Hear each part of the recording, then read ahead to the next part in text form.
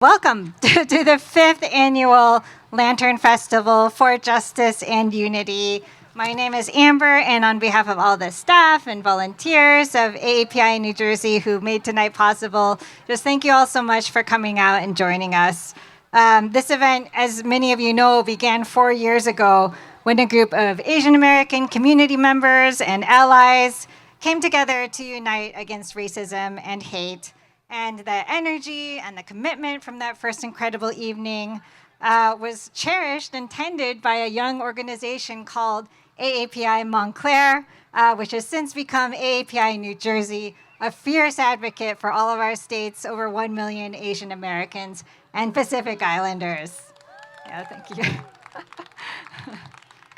And during this time this year, when we're again experiencing attacks on education that tells all of our histories, when we're seeing targeting of our immigrant communities and just open bigotry and a rejection of the very idea of pluralism, this idea that out of many we are one, it just means the world to us that so many of you have come out tonight to gather with us, hi, and affirm that this is our community, this is our light, and it is in our power to make the future that we want to see for our kids. So tonight, we're going to have an amazing 1-hour program for you, one really special speaker, and then we're going to sing, we're going to dance, and we just have an incredible lineup of performers who are going to be drawing from our Asian and Asian American and American traditions of protest and resistance songs, starting with Montclair's own Vanguard Theater. Yeah. We love them. Their mission is to challenge social and cultural narratives through theater dedicated to DREAM, D-R-E-A-M, which stands for diversity, reciprocity, education, activism, and mentorship. And tonight, Vanguard's professional actors are going to present songs from Hair, a dynamic performance celebrating this iconic rock musical that captured the essence of 1960s counterculture with its themes of peace, love, freedom, and social change that defined an era. So please welcome them to the stage.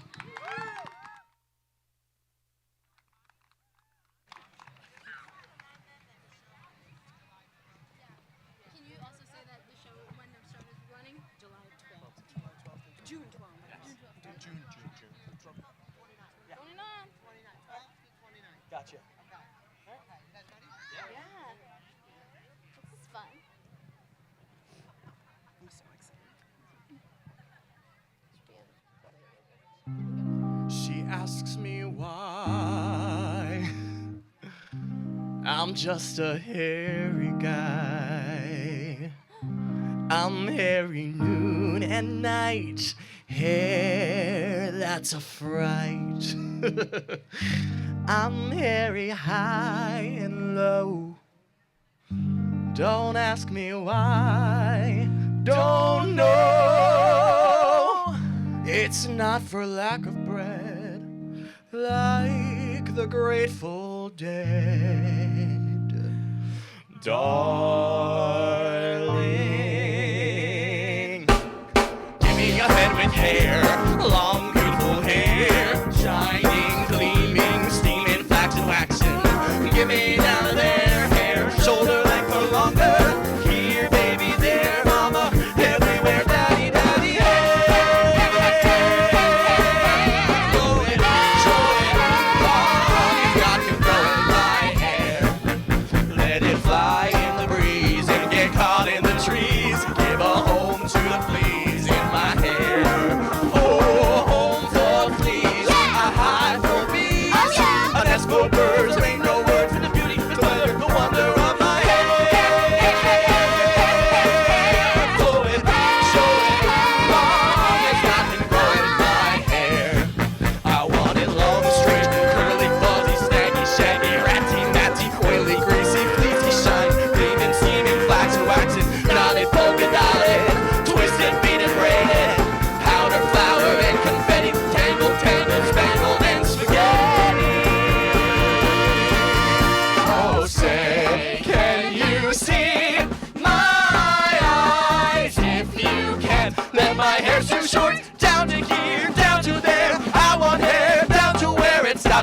sell. Be gaga at the go-go when they see me in my toga. My toga made of blonde, brilliantine, biblical hair. My hair like Jesus wore it. Hallelujah, I adore it. Hallelujah, Mary loved her son. Why don't my mother love me? Flow it, show it, long as God can grow my hair. Flow it, show it, long as God can grow my hair. Flow it, show it, long as God can grow my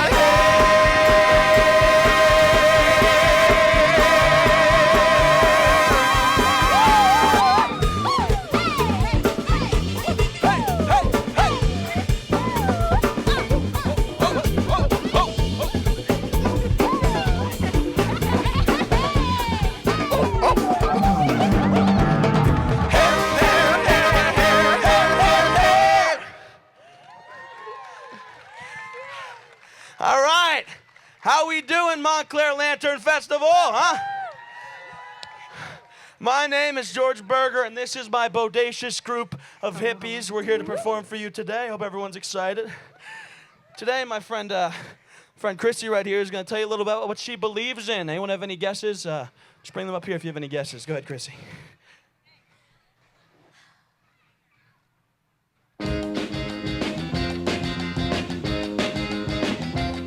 I believe in love.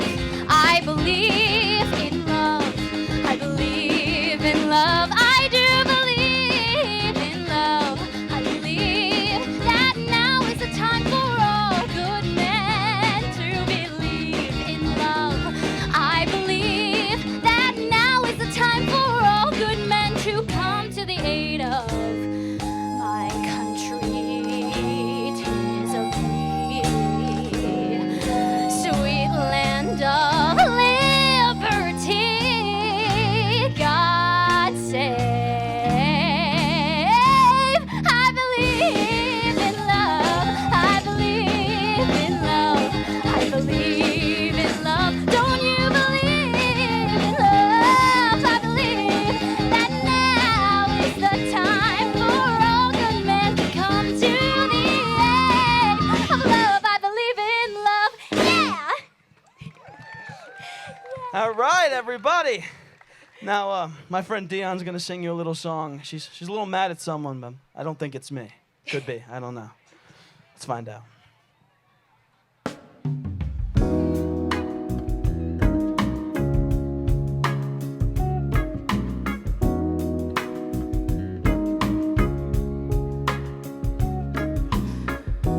How can people be so heartless? How can people be so cruel? Easy to be hard, easy to be cold.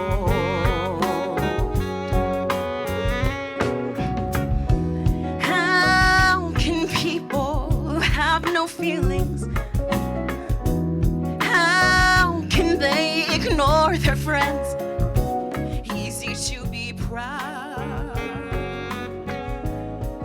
easy to say no.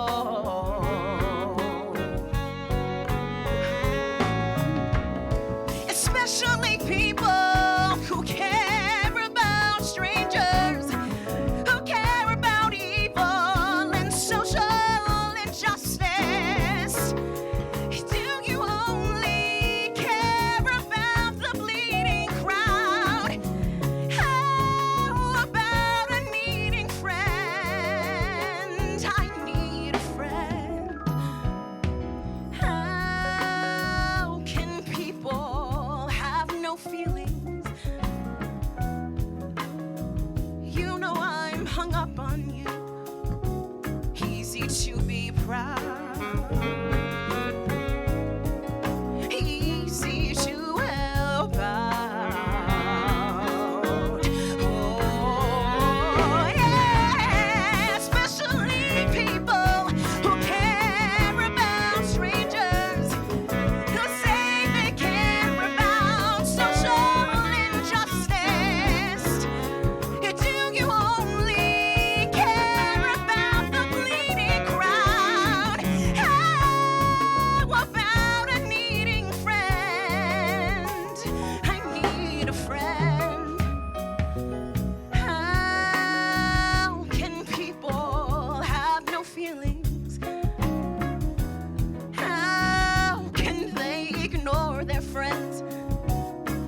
easy to be hard,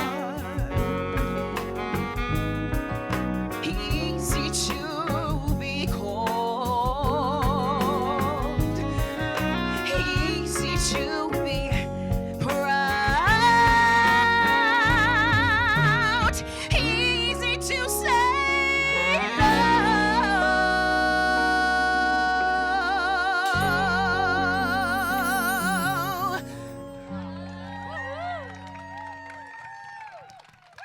All right. I mean, just amazing. Folks, if you like what you see here today, please stop over to Vanguard Theater Company in Montclair, June 12th to the 28th to see our production of Hair. You'll see all of us handing out a couple of flyers to promote it. And I thought for our last number on this beautiful Saturday afternoon, we let the sun shine a little bit. So please enjoy Let the Sun Shine, folks, and hopefully see you at Hair in June.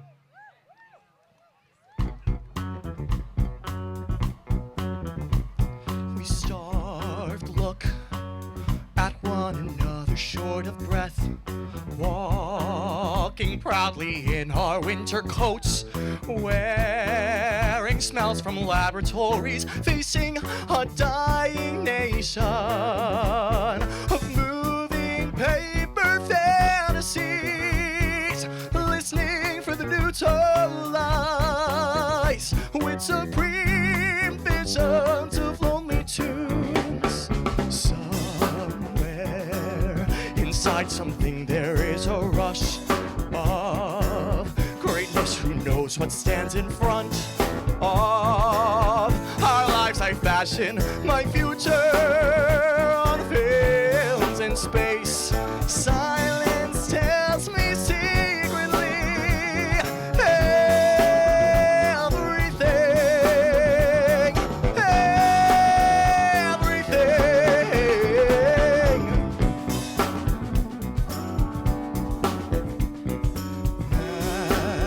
Manchester, England, England. Manchester, England, England. Across the Atlantic Sea. And I'm a genius, genius. I believe in God. Still with the And I righteous believe that God believes in righteous us. That means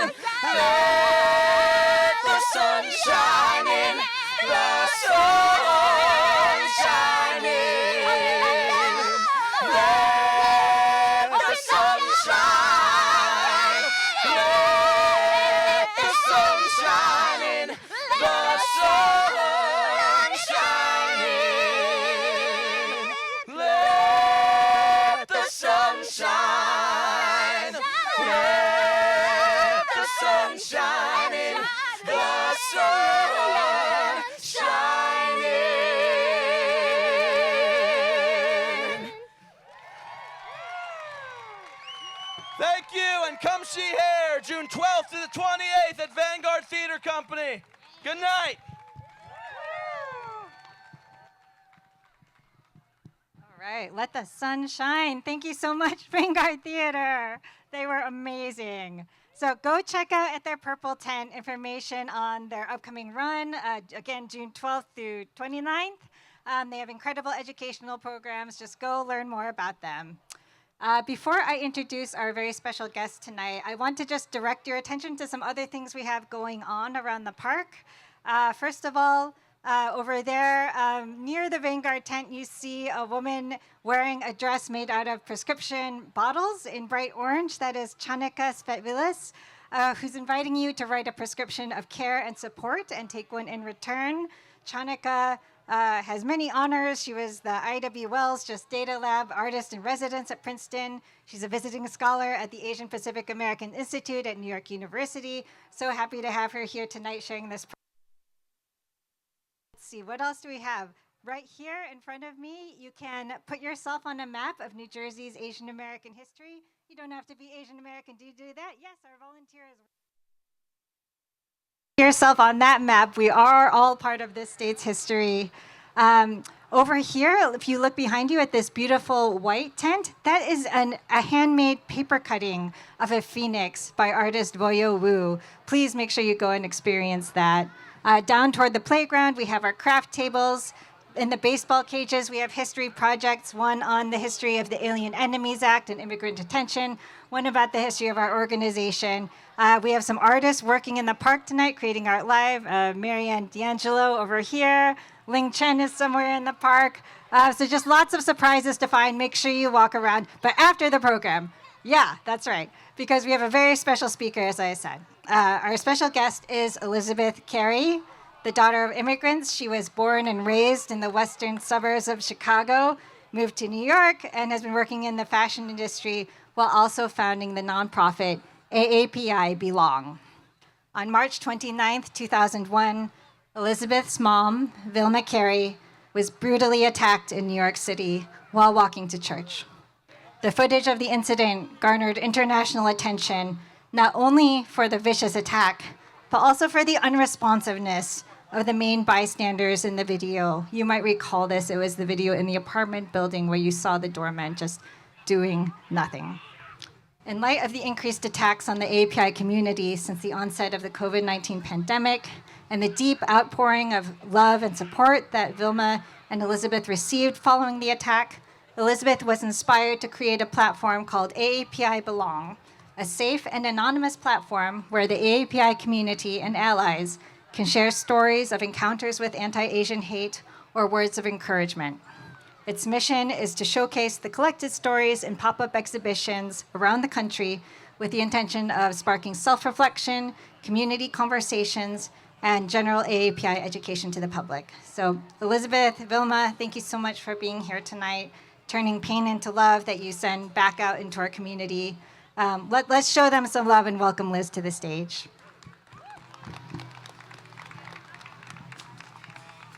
Thank you. Okay, good afternoon, everyone. So I'll take you back in time a little bit to March 29th, 2021. I was sitting at home having my second cup of coffee. I had just finished a Zoom meeting and my team was running the usual Monday reports when I realized I missed a call from my mom. As I picked up the phone to call her back, a text came through that said, "Call me, I was attacked." But let me back up a little bit. My mother, Vilma, had immigrated to America from the Philippines in the 80s. She had accepted an opportunity to work at the Philippine consulate in Chicago as a trade representative. And soon after moving to America, my father, David, also an immigrant from the Middle East, called the consulate to inquire about purchasing Filipino furniture, and my mom answered the phone. The rest of their love story is history. My mom wasn't even supposed to be in New York City, let alone Times Square that day. During the pandemic, we sold our house in Chicago, and Mom had been a widow of 9 years at the time, and we knew it was time to move on. We weren't exactly sure of the plan, but we had settled on a temporary plan of having Mom moving into our lower Manhattan apartment until it was safe enough to visit family in the Philippines. My mom's cousin happened to have an apartment up on 43rd Street near Times Square, And as she was in and out of town often, Mom saw it as an opportunity to explore a new neighborhood, much like we are today. Mom loves to explore, she loves to travel, she loves to learn. She didn't have any fear to walk outside back then. On that Monday morning of her incident, it happened to be the Monday of Catholic Easter Holy Week, and being a very devout Catholic, she wanted to venture out to noon Mass. Within moments of leaving the apartment, she encountered her attacker. I walked into the emergency room and was riddled with people spilling into the hallways on stretchers. My mom was situated in a back corner with 3 police officers surrounding her. I heard her recall the incident for the reports, and she clearly stated that her attacker had commented on her being Asian before feeling the multiple blows to her body. I was sad and angry when one of my mom's first thoughts was, "What did I do? Maybe I shouldn't have worn that brown leather jacket." I had spent about 8 hours at the hospital that day, and I got home and I told my boyfriend everything that had happened. As I was sitting and trying to decompress my thoughts, a friend who I had texted earlier in the day and said something had happened to my mom sent me a link to a news outlet Instagram video with the caption, "Is this your mom?" I didn't even know how to explain the confusion that went through my mind before clicking on the link. What did he mean, "Is this your mom"? My mom has been in the hospital all day. What could she have possibly done? I clicked the link and read the title, and my heart sank. I watched a video of a woman walking briskly down the sidewalk. I saw a man kick her and begin stomping on her head repeatedly. The woman lays on the ground as the doorman seen in the video walk over to the glass door entrance of the building and close it. It was the viral doorman video that some of you maybe remember. I thought, wow, this is absolutely terrible. This couldn't be my mom. I just left my mom at the hospital. This must be someone else. And then I looked at the video again, closer, trying to find a detail that could dissolve her of a connection to this person. But I couldn't. I saw her walk. I saw her haircut. I saw the white pants that we just bought together a few weeks ago. I saw her tall black boots. And finally, I saw the brown leather jacket that my father had bought for her when I was a child. My heart sank, and I realized why the police officers had asked me to show her clothing at the hospital. That was my first panic attack. As I replayed the video for my boyfriend, I started screaming, "That's my mom," over and over again. I had to stand up to breathe. Was that really what happened to my mom? That this small woman of hardly 100 pounds had endured? I couldn't help but start reading the comments on Instagram. People were asking who this woman was and how could they contact or help.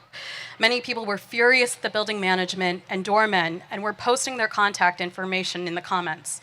Famous celebrities, influencers, and media outlets worldwide began posting the video of her attack and asking to identify the family. I didn't know what to do. What do you do when you feel like the entire world is talking about you and you're not really sure if you should raise your hand? I'm not sure how I fell asleep that night. My mind was racing, and I continued to watch the comments continue on the posts.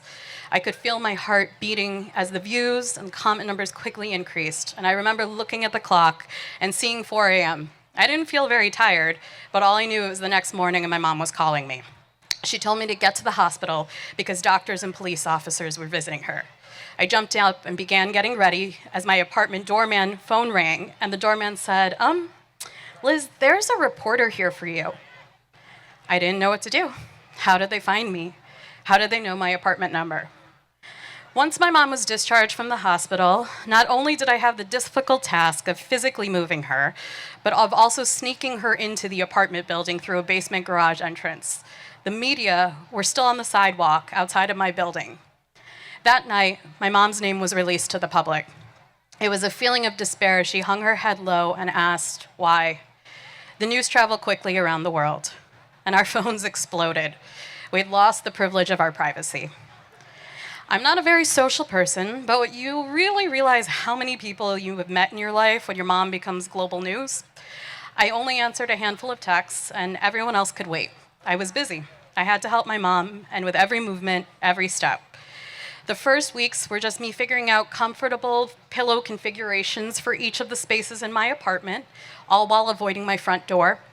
Media continued to beeline to my apartment, getting past my doorman, Handwritten notes were slipped under the door. Business cards were wedged into my doorframe. And from time to time, I would open the door just to look down the hallway to make sure that no one was listening outside our door. After much consultation with close friends, I was encouraged to make a GoFundMe to allow people to connect with us. I claimed the incident, but I did it on my terms with my words. I didn't want to be angry or pleading, and I wanted the world to know that Mom was with me and she was eventually going to be okay. But most importantly, I wanted to dissipate some of the anger and show the world that there was one good Samaritan that stepped up and called out to the attacker, ultimately diverting his attention from my mom. I still hope to thank this person one day. I got ready for bed, and it was another 4 a.m. night as I watched the GoFundMe catch fire. The next weeks were a whirlwind, and I was exhausted, but we didn't have the chance to stop. The daily to-do list was ever growing, and the only time I ever found for myself was between about 2:30 to 4 a.m. I would open my computer and read the beautiful messages that friends and strangers had written me via the GoFundMe. Many people commented that they had seen the video on the news and just needed to connect. Some mentioned that they were Filipino and that my mom resembled a family member. Some mentioned that their family or themselves had personally been the victim of an attack, and they knew what I was going through and that they were there for me. Complete strangers that took the time out of their day to write me were my energy, and I tried to reply as much as I could. My GoFundMe inbox became my most prized possession, and it was my energy. Whenever I became tired or sad, I would read the messages. One message in particular stuck with me. I won't share the details of what was said, but the mother of the author of this email had been a victim of an attack in New York City in the 70s. The author herself was a victim later in life, and now she was writing me as an old woman, her attacker soon to be released from prison, but offering me the comfort of knowing that someone who had been the daughter of a victim and a victim herself was there for me. She knew what it felt like, and she was there if I needed to talk. I was floored. As I gained my strength, I began to think, how can I share this feeling with others? How can we turn our pain and embarrassment even to something that can push us forward? Sometimes our vulnerability is our greatest strength. And with this, at 4 a.m., the idea of AAPI Belong was born. Through a flurry of emails with amazing friends and legal terms, a website was created and a pop-up space confirmed in New York. A voice can be a catalyst, and I knew this was the moment that the world would be open to listening to mine. It was as if a wall was being broken down in front of me with each new person I met, and we talked about all of the challenges: immigrant mentality versus American-born, the embarrassment, disgrace, or stigma that can be felt as a victim, the lack of willingness to seek mental health, the generational challenges, talking about more uncomfortable subjects with your family, the problem of coming from a culture with a strong reverence for its elders, but then needing to tell your elder what might be better for them, the flipping of the caretaker role as our loved ones age. What I learned from our community is that we need support, but that change starts from within. AAPI Belong was created as a safe space for the AAPI community and allies to anonymously share their stories of encounters with anti-Asian hate, as well as words of encouragement. I wanted to offer an anonymous place where someone could have a sense of catharsis, a place to purge those stories that they never wanted to really say out loud. And on the flip side, have the readers of these stories really realize that they're not alone, that they could find familiarity within these stories and create a community around shared experiences, drawing greater light to the challenges that AAPI community has endured. I'd like to share with you a quick story that's touched a lot of people. One story from the collective, an anonymous story, says, when I was in grade school, my mother would pack me kimchi. Classmates made so much fun of me and I was ashamed. I was angry with my mom and I never wanted to bring Korean food to school again. I was embarrassed of my own heritage. In 4th grade, my teacher openly mocked my name and the entire class collectively laughed at me. Again, I was ashamed of my identity. This project was also something to help with Mom's mental health recovery. As I was able to give her small responsibilities to organize the project, she appreciated the distraction, and it was also something to deflect from the constant media focus of being a victim of an attack. We're survivors. We were able to make something out of this incident and believe that if God had given us this challenge and protected my mom, that there's something we're supposed to do with it. And this is how we built our community. Each day we meet someone new and learn about them. And together, it's a great way to light the path forward and enjoy the beautiful time we have with our community. So here we are today, and I want to thank AAPI New Jersey for having us and letting us speak and letting us be a part of your community. And so now that you've heard my story, we invite you to stop by our table and share your story with us. My mom and I are here today, and we'll receive a free lavender candle for your anonymous story contribution. Thank you for listening to our story today and accepting us into your community, and we look forward to the great work that the AAPI community can bring forth together. Thank you so much, AAPI New Jersey.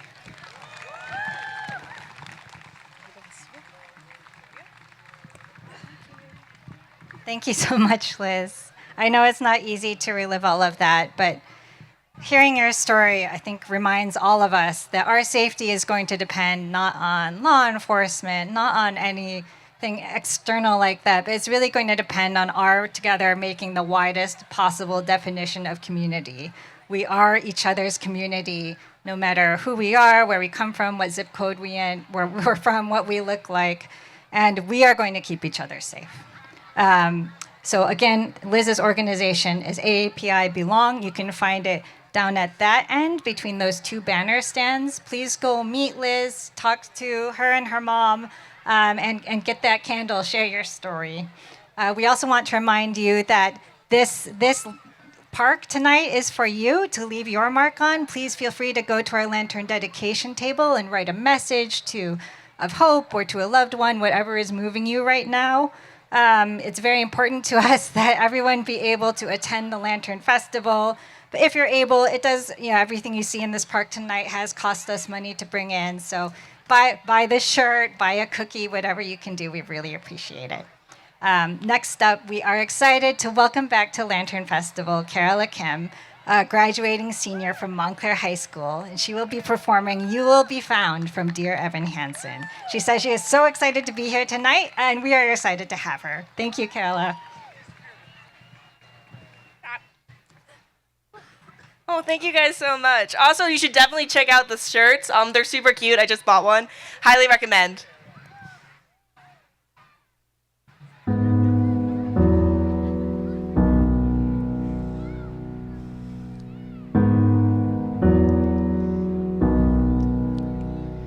Have you ever felt like nobody was there? Have you ever felt forgotten in the middle of nowhere? Have you ever felt like you could disappear? Like you would fall and no one would hear?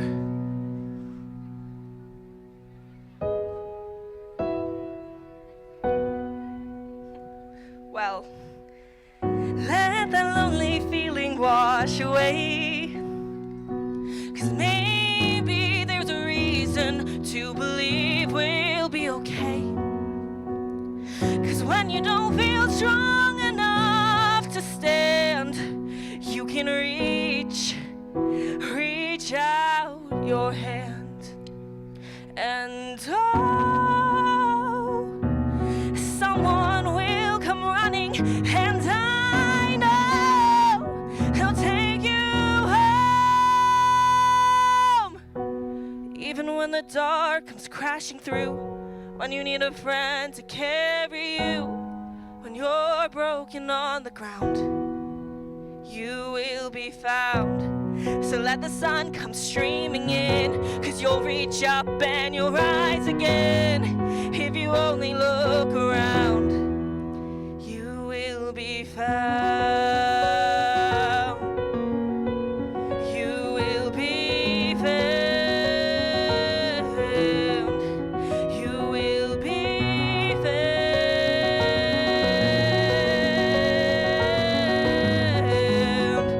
Oh, you will be found.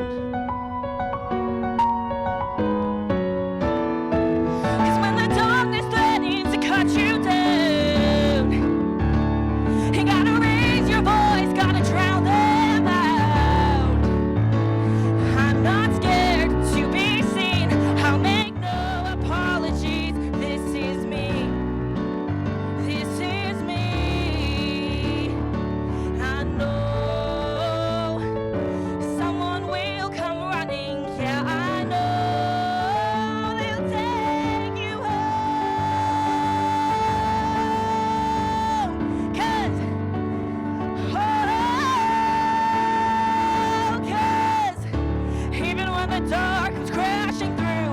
when you need a friend to carry you, when you're broken on the ground, you will be found. So let the sun come streaming in, 'cause you'll reach up and you'll rise again. If you only look around, you will be found. You will be found.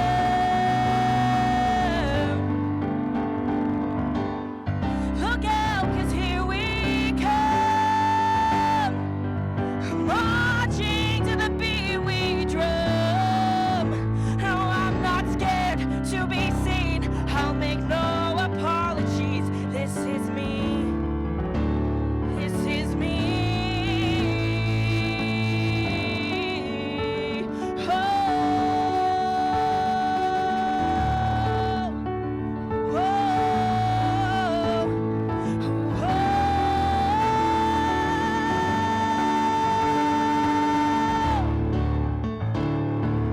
you will be found.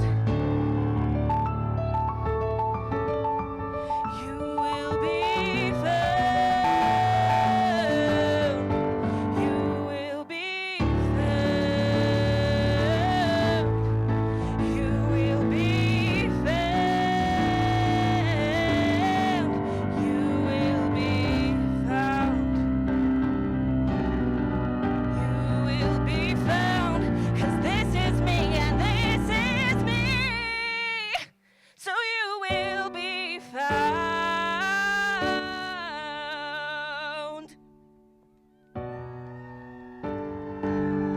Thank you guys so much. We have such a great program. Please stick around.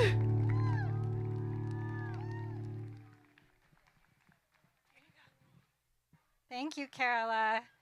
She's more incredible every year. Let's give her another hand. We are so lucky to have her in our community.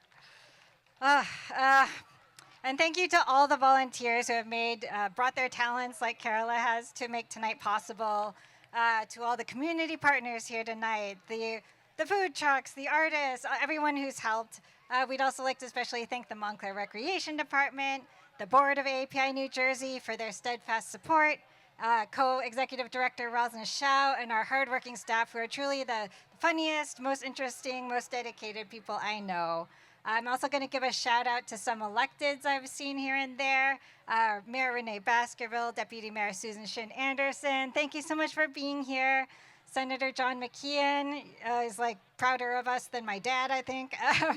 Council Member Rahum Williams, thank you for coming. And Radwa from Senator Kim's office, thank you so much for showing your support tonight. Pride Choir, feel free to start coming on and getting set up. And before, I know, we're really excited. I promised you an hour-long program, an hour it shall be. But I just want to share, before we hear from the Pride Choir, who is our last live musical act tonight, we're going to try a new thing after they sing. We're Asians, we like social justice. We're going to march around this park after this. So while they're performing, we'll be passing out candles to all of you. And when they're done, I hope you'll follow us on one loop clockwise around this park, because you are the light, right? I know it's easy to feel like a deer in the headlights right now with all of the cruelty that's coming at us, but we are not the deer, we are the light ourselves. So we're gonna walk around with our candles, and then we'll drop our candle into any lantern you see to make the night shine that much brighter. So first, please welcome back the Pride Choir, which will be performing songs from their upcoming concert, Bend Don't Break, a concert of determination, inspiration, and hope. It will be Saturday, June 7th at 7 p.m. at Union Congregational Church in Montclair. Pride Choir provides a safe space for the LGBTQ community to gather, be celebrated, and make meaningful music. We love them so much. We're so happy to have them back. Please welcome the Pride Choir.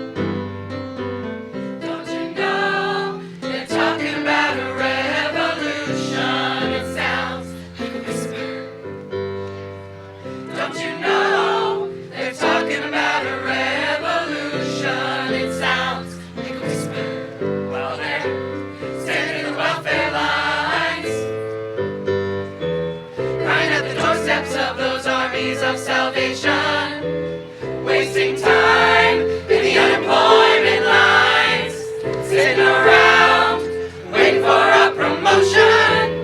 Don't you know they're talking about a revolution? It sounds like a whisper. More people will rise up and get their share. More people will rise up and take what's theirs. Don't you know you better run, run, run, run, run, run, run, run, run, run, run, run. I say you better run, run, run, run, run, run, run, run, run, run, run. 'Cause finally the tables are starting to turn. Talk about a revolution. Yes, finally the tables are starting to turn. Talk about a revolution. Oh no. Talk about a revolution. Oh, I've been standing in the welfare lines, crying at the doorsteps of those armies of salvation, wasting time in the unemployment lines, sitting around waiting for a promotion. Don't you know they're talking about a revolution? It sounds like a whisper. Finally the tables are starting to turn. Talk about a revolution. Yes, finally the tables are starting to turn. Talk about a revolution. Oh no. Talk about a revolution. Oh no. Talk about a revolution. Oh no.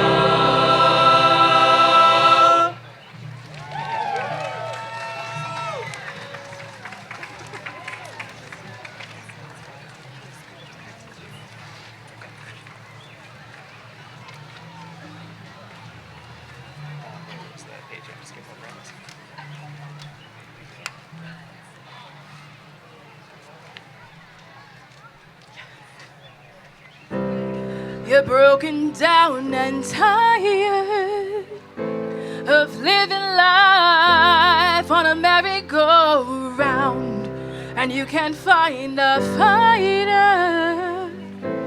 But I see it in you, and we're gonna walk it out. Ooh, mountains. We're gonna walk it out and move mountains. And I'll rise up, I'll rise like the day, I'll rise up, I'll rise unafraid, I'll rise up, and I'll do it 1,000 times again. And I'll rise up, I'll rise like the waves, I'll rise up, in spite of the ache, I'll rise up, and I'll do it 1,000 times again. For you, for you, for you.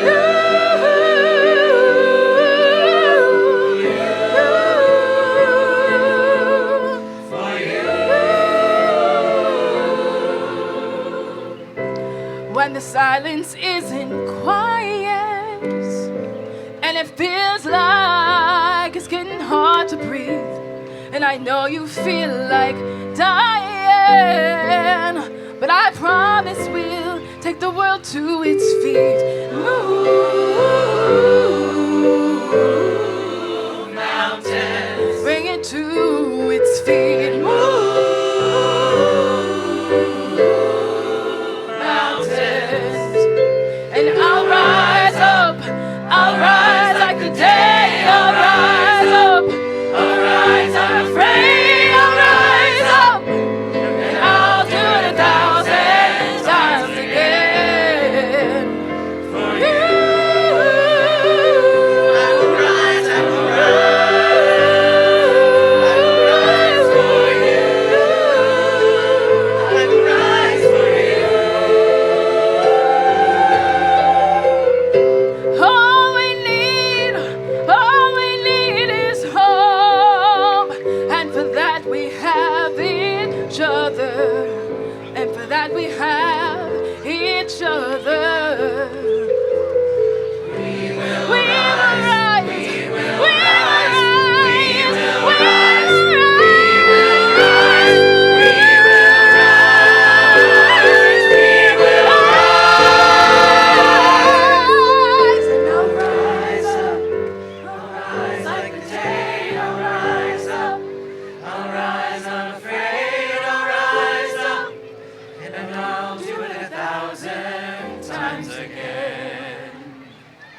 rise up. I like the waves, so rise up. In spite of the ache, oh, rise up. And we'll do it 1,000 times again. For you, we will rise, we will rise. We will rise for you. We will rise for you.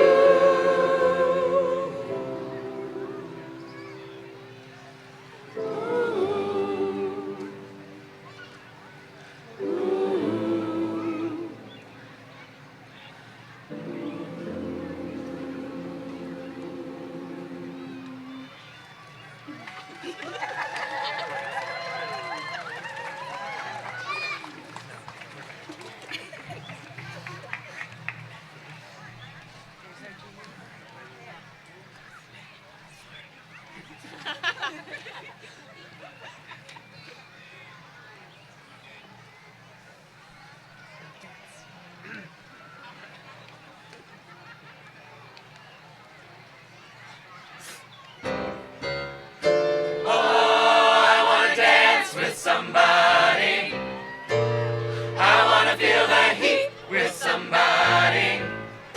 Yeah, I wanna dance with somebody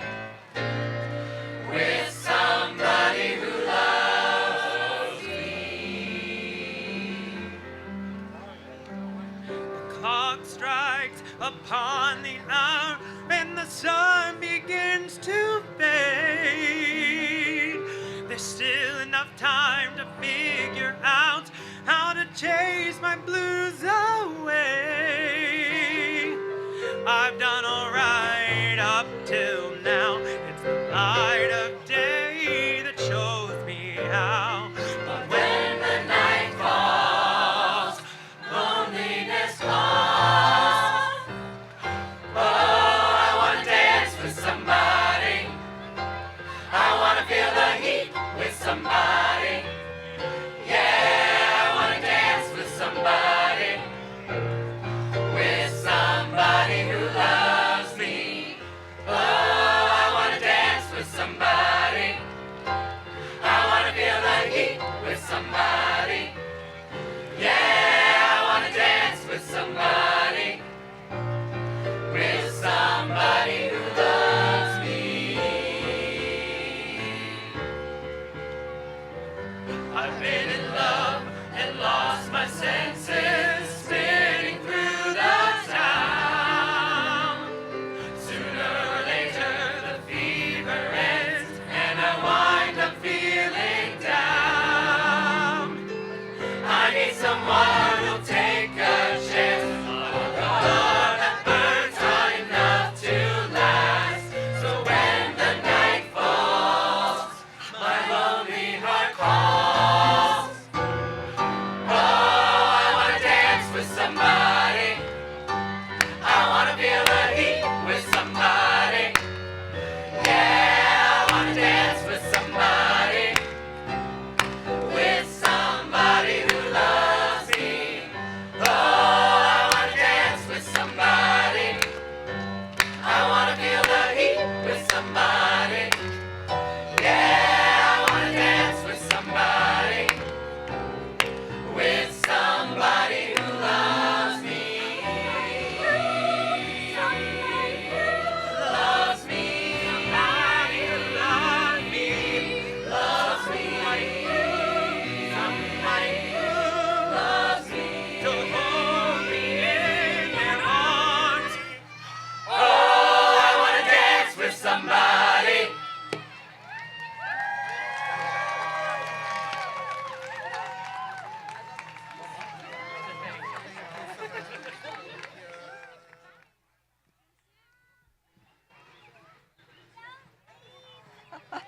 Thank you so much, Pride Choir. That was fantastic. Wow. All right. That concludes our stage program. We're going to have music stations around the park by your favorite ensembles and bands. We have Matrix Jazz, Jazz House Kids, School of Rock, Bard, the Ultimate Dad Band. Who has their candles? Who has got their candles? Okay, you have your candles? Good. We are going to play some music and we are going to go out and spread this light. So specifically that means we're going to walk this way and around the path. And when you see a lantern you want to make just a little brighter, you can drop your candle in there because this is our community, this is our light, this is our power. So let's go spread that light. Let's go.